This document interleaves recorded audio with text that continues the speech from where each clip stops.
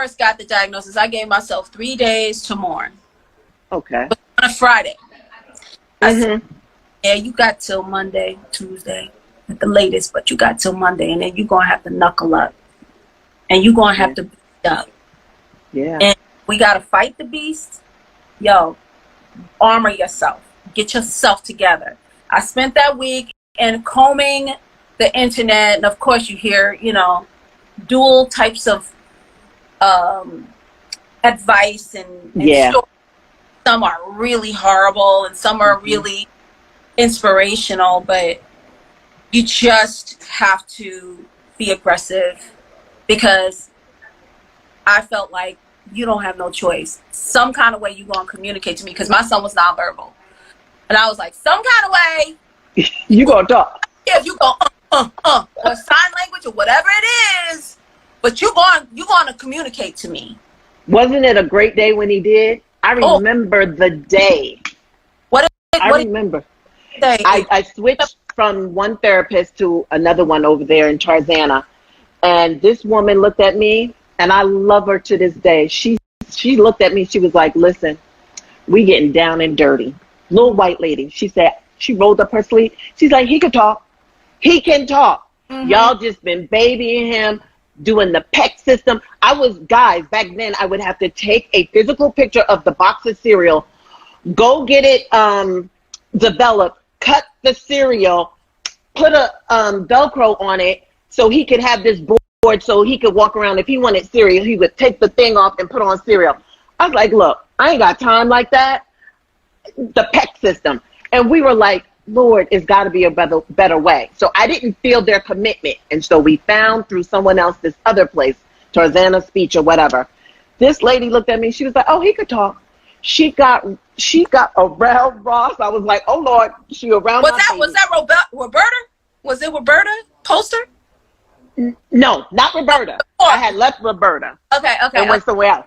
And she got down, and it was a car, and she kept telling him to say car. He wouldn't say it. Child, she took his hand, made him pick up the car, and said, what's this? And he was, car. And when he said car, I was like, he could talk? Yeah. He could talk? Yeah. Me and Royale were like, this boy could talk.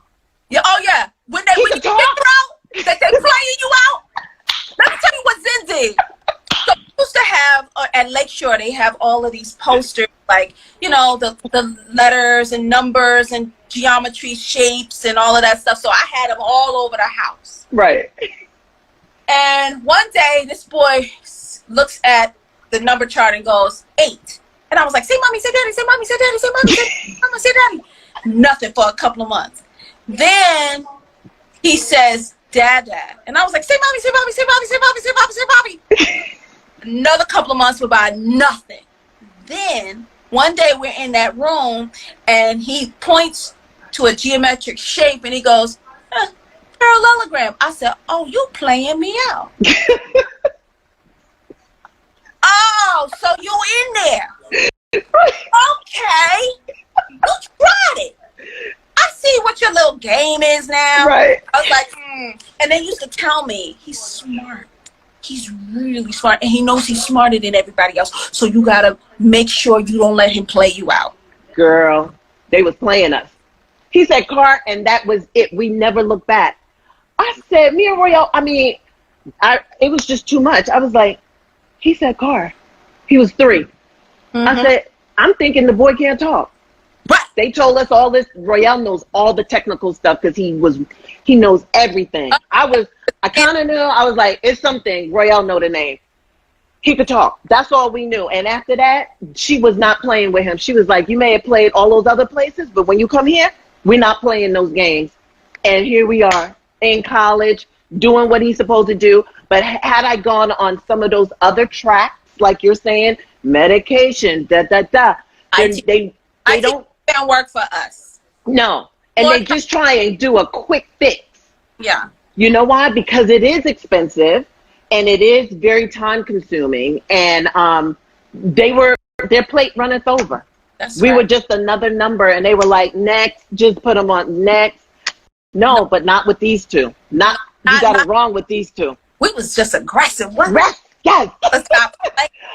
I remember Roberta, when I stopped loving Roberta, and I know she was a great therapist, when I wanted Ross to go over to the Spanish school, and I asked her, and I had Royale there, and she had so many reasons on why he couldn't do it.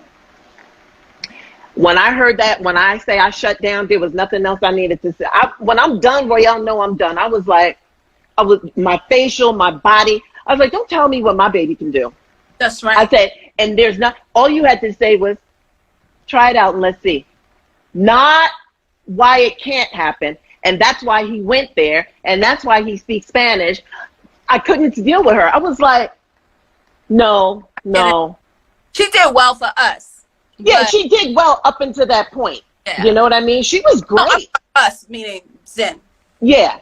She was really great. And I loved her when we were going there because we would bump into each other all the time. That's great in that room. Yes. And now I bump into you at the bank or wherever. I'm like, oh my gosh, we need more time together. And I think that we were such on a mission to get them better that our meetings were always about them. Well, this is what I want to know. Now, okay, boys are out of your house. Go ahead. Like empty nesting. What's it like being with your man? All that. What's it like? Well, here's the deal. This was the first year they both left. Right? August. I booked a big job in September, so we didn't get to explore. I was working 60 to 70 hours a week. He was working on another big project too. So we were two ships in the night. Yeah. We did have some weekends, and then, I just finished the job the end of February, and he finished his too, and we were like, it's about to be on and cracking. And then this pandemic, and they're home. They're home. Right. So my emptiness never happened. Right. So it never happened, but we had plans. With being with grown men in Say it again. How is it with being with all of these grown men in the house? I feel like a short order cook. Yeah, pretty much. Yeah, yeah, pretty much. It's good though. I love that I deployed them really quickly. I told them it was going to happen.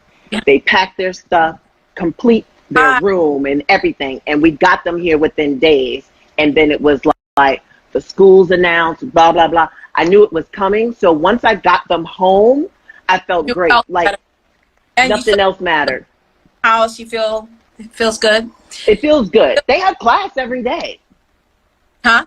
I said they wake up every day. They have class, and because it's the East Coast, the time difference. They're up at 6. They're doing class, but all I need is to have them with me, and I don't care. You know what I mean? Oh, the world is good.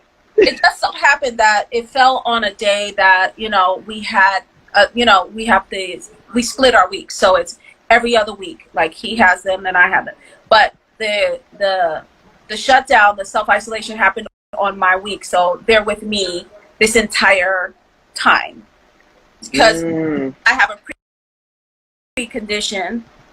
I have a genetic lung disorder, and I can't get sick. So if I get sick, you know what I mean? I'm already can't go to stage 3 or 4.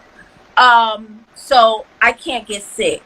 And then his mother's older, so we want to make sure that everybody's safe. And my boys are really conscious. Like they watch the news all the time to see where they are. But it's, I'm just happy to have them with me every single day.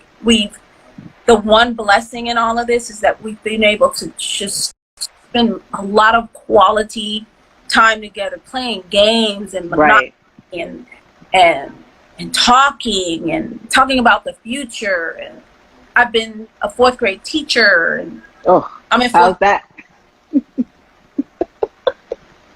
I'm smarter than a 3rd grader. I know. Maybe not a 4th grader. I'm relearning a lot of stuff, but interestingly enough, like we're on geometry right now, and I have such a, I remembered how much I love geometry. Algebra wasn't my thing. So thank God Zen's home to help him out with that part. Bless. But, you know, but I'm relearning some stuff that I'm actually enjoying it. You are. It kicks my butt when he's not able or not in the mood, or, you know, that's when it's like hard. I was like, so you're exercising that muscle again. You know what I mean? Like, dude, I'm stopping everything to make sure that you got your stuff together. Like, you know, come on, don't have no attitude because you in school. Right. You know what I mean? Like, but that's the only time it kicks my butt. But for the most part, I'm starting to get into a nice little groove. Okay. So do you order out? How are you getting your supplies and your groceries, and do you go out or someone gets them for you? Oh my God. Hold on. Okay. Val, hold on. Okay. So, can you still see me? I can. Okay. So, I have to wait. Look, here's the thing. I was wearing masks and gloves because of my autoimmune. Like, I was doing that anyway. So it's not much of a change for me. But we do a little extra, like, you know, before we leave the car, we'll like spray, come back in, we'll spray Lysol or whatever. Like, I have OCD anyway, really badly. Mm-hmm. And so I'm extra clean. Good. So I've been able to make sure that, or, you know, get stuff delivered. But for the most part, I've been cooking every single day, which I love. Yeah, I like it. I love doing that. It gets a little, you know, when they look at me like, what's for dinner? And I'm sitting here just chilling, listening to music or something. Right. Like, oh, it's 8 o'clock. Yeah. You guys cook. Shoot. So I'm teaching them a lot of stuff. I'm trying to learn a lot of new things that I haven't had a chance to do. Like, I'm building a lot. I like working with wood. Mm-hmm. I like refurbishing things. I'm refurbishing a dining room table right now. So nice. Down, and I'm gonna put some epoxy on there. Mm-hmm. So I like doing stuff like that. It really makes me feel creative, and I love working with antiques and stuff like that. So I had some projects that I've been meaning to do. Mm-hmm. That, and then painting. I paint, and I'm learning. Nice. My next really big project is really learning my way around the recording studio. So I keep myself busy, really learning a lot of new things. YouTube is because we have the time now. We have the time. And it feels good. I say it's a curse and a blessing. It is. Because I feel sorry. Like, you know, my family members, a couple of family members got sick. Oh. And, you know, I'm not saying and negating that this is horrible, and a lot of people are losing a lot of loved ones, and I have too. And, but the blessing in it is that we get to go back to basics with our kids. And with ourselves too. With myself. Yeah, I'm meditating. I really love on myself. Hey, girl. Somebody saying, hey, Tisha Campbell. Hi. I'm excited about learning new things and really putting in a lot of time with myself. I like that. Yeah, I do too. I'm writing a lot. I'm doing a lot. Oh, that's nice. Yeah. Were you in the middle of a project just now? When this happened. I'm the always pandemic, like working. I'm always in the middle of a project. Okay. But you know what? And I was even trying to do something with your husband. But it's, you know, it's, for me, there's never been a plateau. There's no such thing in my world. There's always, no, never. Like, I never hit, like, oh, I made it.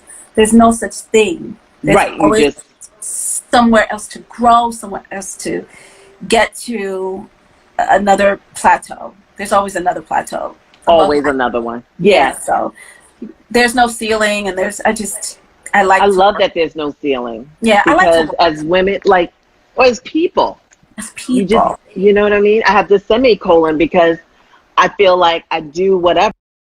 I'm a mother, semicolon. I do this, I do this, I do Semicolon. this. Come on. Yep. Semicolon. Don't put me there. Yeah. Don't We put don't me have there. to be boxed in. And I think really taking the time out to love on yourself, which, I have been working since I was 3 years old. Literally working Woo. since I was 3 years old, taking care of people. And now is the time where I have really concentrated on self. And it has been, me. And it's been so rewarding. And you don't have to say anything. Yes. The growth. I'm excited about the growth. Yeah. The good and the bad. Absolutely. I'm excited about the journey and where it's taken me and leaning in. I was watching, I think it was Charlemagne the God's IG, and he was talking to Deepak Chopra, and they were talking about leaning in to the unknown. And where we are right now with this coronavirus, like leaning in and accepting and not living in fear in anything like that. I can't do that. I can't live in fear. I got to get into it, accept the blessings, right? Find the blessings that come out of this. And that's, my relationship with God and my relationship with myself and my relationship with my kids. No.